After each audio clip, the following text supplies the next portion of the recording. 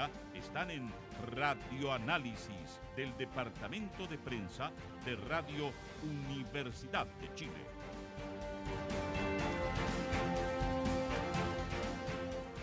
Bueno, informábamos ayer del aplastante triunfo en las elecciones presidenciales de México de Claudia Sheinbaum, ex jefa de gobierno de la Ciudad de México, científica de profesión, tiene por ejemplo un doctorado en ingeniería ambiental, maestría en ingeniería de la energía, licenciatura en física, en fin, una destacada académica también, fundadora de Morena, este partido que ya encabeza este país, este gigante ahí de Norteamérica, con Andrés Manuel López Obrador y Claudia Sheinbaum, además de ser la primera mujer presidenta de ese país, continúa un proyecto político que es bastante interesante de analizar. Y para eso tomamos contacto a esta hora de la mañana con el ex senador, ex embajador de nuestro país en México, Ricardo Núñez, a quien le damos la bienvenida. Ricardo, ¿cómo le va? Buenos días, muchas gracias por estar con nosotros. Buenos días, gusto saludarlos. Es muy agradable nuevamente conectarme desde aquí, desde México, a través de ustedes, de Radio Nuestra Universidad. Sí, no, el gusto es nuestro, Ricardo, de poder tenerlos acá vía Zoom, que nos permite entonces tener estas conexiones tan lejanas y además escucharlo tan nítidamente. Ricardo, preguntarle por esta victoria, que si bien se esperaba, quizás el resultado, la diferencia que sacó con sus más cercanos perseguidores es bastante amplia. ¿Cómo lo analiza usted? Bueno, yo no es la primera vez que estoy en México observando elecciones de este carácter. Lo hice hace ya muchos años atrás y después como embajador tuve la oportunidad de estar también presente en actos electorales trascendentales. Sin embargo, me atrevo a decir que este es el acto electoral o el hecho político electoral más trascendental de la historia de México contemporáneo. Aquí se puso a prueba no solamente la democracia, no solamente el sistema electoral mexicano, que fue cuestionado en el pasado permanentemente por todas las fuerzas políticas, sino que además a través de este acto electoral se puso a prueba un proyecto histórico que fundó el Morena y particularmente el liderazgo de Andrés Manuel López Obrador. La idea que ha estado rondando en la izquierda y en el progresismo mexicano durante muchos años, de cómo hacer de México en el siglo XXI una potencia política, económica, cultural, no solamente que irradie influencia hacia América Latina y particularmente hacia América Central, sino que también ubicarla en el mundo moderno, lleno de complejidades y dificultades e incertidumbre, como todos sabemos. Y creo que esta elección demuestra de que al parecer todo indica que el pueblo mexicano, mayoritariamente, hombres y mujeres, entendieron este llamado estratégico que hizo Morena y particularmente Andrés Manuel López Obrador,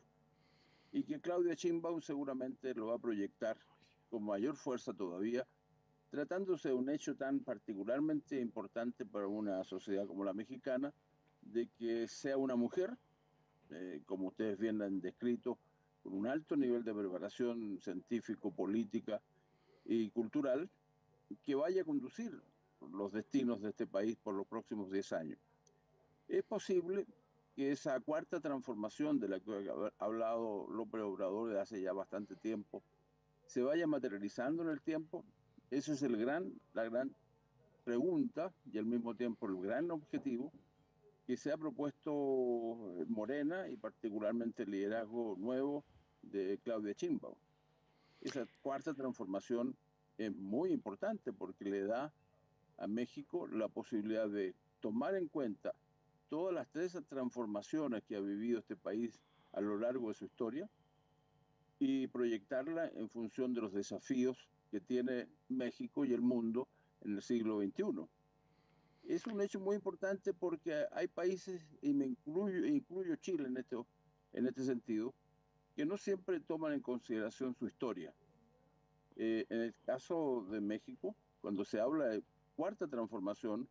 es porque ha tomado en consideración lo que significó la independencia de México de la colonia española, de lo que significó la presencia en la historia de Benito Juárez,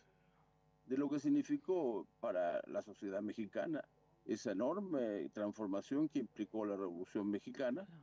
y lo que estaba planteando, por lo tanto, López Obrador, que a partir de esas experiencias históricas que han sido trascendentales en la vida de México, pueden proyectarse en función de las exigencias de la nueva realidad que vive México y el mundo. Eso es muy importante porque es una lección, en mi opinión, a países como el nuestro, en que en general todos los proyectos históricos, los proyectos políticos, muy bien, más bien, los proyectos políticos no necesariamente toman en consideración los pasados republicanos de nuestras realidades. Y eso es una lección, en mi opinión, no solamente para un país, sino que también particularmente para las fuerzas progresistas de nuestro continente. ¿Podemos transformar nuestros países? Sí, lo podemos transformar, pero a partir de nuestras propias realidades. Y ese es el mensaje estratégico, en mi opinión, que está detrás del contundente triunfo logrado por Morena y la coalición que apoyó y respaldó a Claudia Sheinbaum. Ricardo, cuando uno mira desde acá, tomando en cuenta que en general en nuestro país no siempre tenemos mucha información de lo que ocurre en el exterior, se pregunta cuáles son los ejes de esa cuarta transformación que se inicia con Manuel López Obrador en esta izquierda para este siglo, que hicieron tanto sentido en la población. ¿Cómo se manifestó? ¿Cómo se expresó ese inicio de esta cuarta transformación en los mexicanos que le dan este tremendo respaldo a Claudia Sheinbaum para que continúe justamente este proceso? Bueno, es bien importante tomar en consideración el eslogan, que a veces los eslogans son muy vacíos de contenido, particularmente en los procesos electorales. Yo lo he vivido muchas veces, fui senador, como ustedes saben, varias oportunidades, y en este caso no es vacío de contenido, es decir, que vamos a seguir haciendo historia. Ese fue el eslogan principal, vamos a seguir haciendo eslogan, pero eso estuvo acompañado además de un eje o de una propuesta central o de una definición esencial, que fue vamos a seguir trabajando con los más pobres y desprotegidos de México. Es decir, el acento fundamental de Morena es tratar de sacar de la enorme pobreza que existe en amplios sectores de la sociedad mexicana, de norte a sur del país, enfrentar los problemas de marginalidad que tienen los pueblos indígenas de México, enfrentar la posibilidad de que estos enormes centros urbanos como Ciudad de México no contengan tanta marginalidad e incorporarlos a una economía moderna. No la economía clásica que tenemos casi todos nuestros países, sino que hacerlo en función de las transformaciones que ha vivido la economía de México y lo va a seguir viviendo en función de ser un país que tiene una relación muy estrecha, quieran o no los mexicanos, con Estados Unidos. Estados Unidos es el gran mercado para la economía norteamericana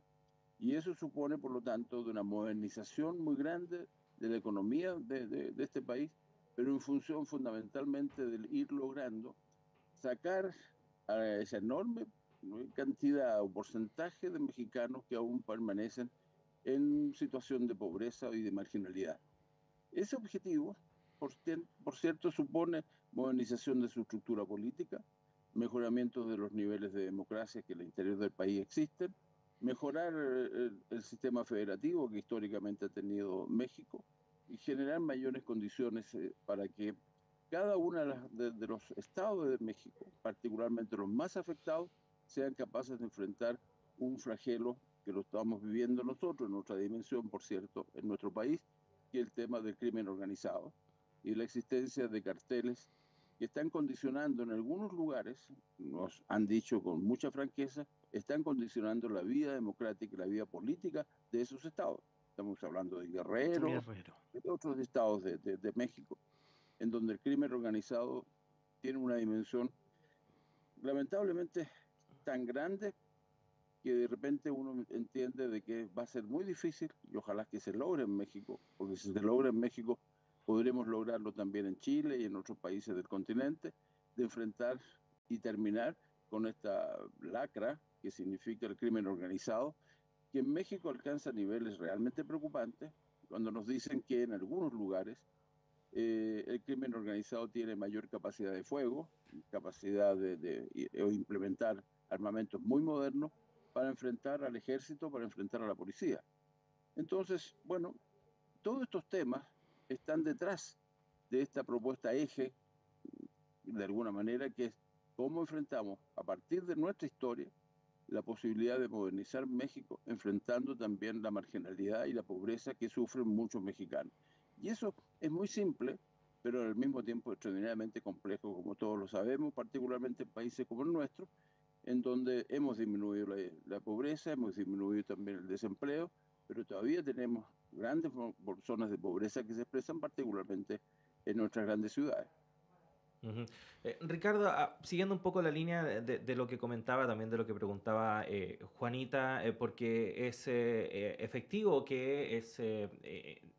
a tal grado la penetración y la influencia que tiene el crimen organizado en México que yo creo que no se puede calcular el grado de penetración que tiene en distintos aspectos de la sociedad mexicana, no solamente respecto del poder de fuego que manejan estas bandas y el control territorial que puedan ejercer, sino que también su penetración en el ámbito político, en el ámbito empresarial, en el ámbito de las comunicaciones, en fin, hasta en el deporte. Es incalculable, no se puede dimensionar. Y en ese sentido, al comienzo del gobierno de Andrés Manuel López Obrador hubo muchas críticas respecto de que su postura se le calificó de blanda, de dialoguista, por decirlo de alguna forma, con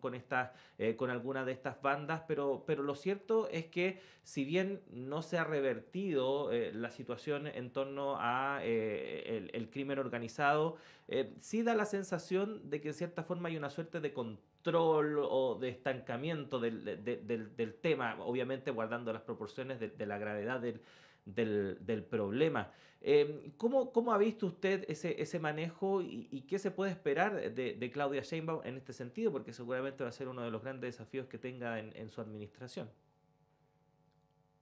Mire, México vivió en dos experiencias en esta materia eh, prácticamente polares, muy antagónicas. Desde la intervención estrictamente militar que hizo el gobierno de Calderón, hasta la política de abrazos y no balazos de Andrés Manuel López Obrador, yo tengo la impresión, puede que mis amigos mexicanos no estén de acuerdo conmigo, yo tengo la impresión de que ambas políticas, la militarización extrema de Calderón y abrazos y no balazos, han fracasado. Y por lo tanto, yo esperaría que ante la magnitud de la situación que vive México, y particularmente algunos estados, de la presencia del crimen organizado y de estas bandas, cuando tenemos del orden de los 159.000 homicidios los últimos 6 años, cuando se asesinaron a 40 candidatos a distintos cargos que estaban en juego en esta última elección, cuando hay estados que nos han dicho, y según la propia DEA de Estados Unidos, hay estados que están prácticamente muy influidos por estos carteles criminales del crimen organizado. Yo tengo la impresión de que el gobierno de Claudia Sheinbaum va a tener que tomar en consideración los éxitos y fracasos, pero fundamentalmente los fracasos de las dos políticas que se han implementado en los últimos años en México para convertir esta lacra de enorme importancia, no solamente para México, y no solamente como muchas veces se dice hacia los Estados Unidos,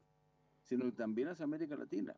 No nos olvidemos que hemos tenido en Chile, y así lo ha dicho el subsecretario Monsalve, que en el norte de nuestro país hay presencia también de carteles mexicanos y colombianos, por cierto, y por qué no decir del famoso Tren del Agua. De modo tal de que, ojalá, en mi opinión, el gobierno de Claudia Sheinbaum implemente otra política que efectivamente tenga resultados más claros en un proceso de lucha contra estos crímenes que va a durar décadas, por no decir muchas décadas, para poder terminar con ellas, no solamente en México, sino que también en el mundo entero y ojalá en nuestro propio país. Ricardo, a propósito justamente de estos desafíos, escuchaba yo algunas declaraciones de la presidenta electa, la pobreza, como señalaba hace un rato usted, y el crimen organizado, la violencia, la seguridad, decía ella, la violencia, la seguridad. Dos desafíos que vienen siendo un problema en México hace muchos años. Sin embargo, a pesar de que no se han solucionado, ella obtiene una gran votación y mi pregunta va a la situación económica mexicana, porque muchas veces se dice que el tema es que en la medida en que las ciudadanías estén económicamente estables y bien, los demás problemas pasarían a segundo plano. ¿Cómo está la economía mexicana? Por los datos que uno va recopilando en los últimos semanas y en los últimos días en que yo estaba aquí en México, a partir también de la experiencia que yo tuve como embajador, tengo la impresión de que la economía en general, ha ido mejorando en México. Mejorando en tres aspectos. Mejorando en el sentido de elevar la capacidad de comercio con el mundo entero, no solamente dependiendo de los Estados Unidos, que es el factor fundamental de la economía productiva de México. Segundo lugar, porque se ha insertado a partir de esta mayor expansión de la economía mexicana más allá de su frontera, en comercios muy activos, como el comercio asiático y como el comercio europeo. Tercero, por los datos que me han proporcionado, hay una mayor modernidad, entre comillas, una mayor modernidad del aparato productivo de México. Lo que no se ha resuelto mayormente, según se me ha informado por los datos que uno puede manejar, es que no se ha mejorado el nivel de productividad, ni también disminuido sensiblemente el desempleo. A pesar de que formalmente el desempleo es muy bajo, formalmente, del orden del 3%, obviamente que eso no es así, porque en México existe un desempleo disfrazado a través del comercio clandestino, del comercio callejero, del comercio irradiado a través de prácticamente todo el continente, en donde obviamente los que están sirviendo ese sector de la economía son personas que no tienen acceso al sector más moderno de la economía mexicana. Pero en fin, yo tengo la impresión de que eso se refleja, entre otras cosas, por el fortalecimiento de la moneda mexicana en relación al dólar, y por el hecho de que sectores de la economía que siempre han sido un factor muy importante para el conjunto de ella, se han fortalecido enormemente, como el turismo. México es uno de los países, al igual que España, al igual que otros países europeos, no depende, pero tiene en el turismo una fortaleza enorme, una modernización que pocos países del continente lo pueden tener para los efectos de atraer esa enorme cantidad de ciudadanos del mundo que quieren venir a gozar de las enormes cualidades que tiene México en ese sentido. De modo que tengo la impresión de que se ha ido mejorando en general los niveles de la economía mexicana y ha ido, por lo tanto, enfrentando de mejor manera esta posibilidad de tener una relación más de igual a igual con economías mucho más fortalecidas como son las de Estados Unidos y las de Canadá, con las cuales tiene México un tratado libre de comercio muy determinante para el futuro económico del país. Uh-huh. Bueno, Ricardo Núñez, queremos agradecerle el tiempo que ha tenido para conversar con nosotros. Nos quedaron varios temas ahí que tienen que ver con México, su futuro, los desafíos, pero lamentablemente se nos acabó el tiempo, así que lo esperamos en una próxima ocasión, Ricardo, que esté muy bien. Muy bien, muchas gracias, gusto saludarlos. Que esté muy bien, buenos días. Buenos días. Buenos días. 8 de la mañana con 1 minuto y luego de esta conversación con el ex senador, militante del Partido Socialista, ex embajador de nuestro país en México, Ricardo Núñez, despedimos esta primera parte del programa, pero atención porque sigue, ya llega Patricio López para continuar con esta transmisión. Luego de esta breve pausa, hasta las 10 de la mañana tenemos programa, así que queda mucho por delante. Nosotros, Juanita, nos reencontramos mañana. Hasta mañana, que tengan muy buen día.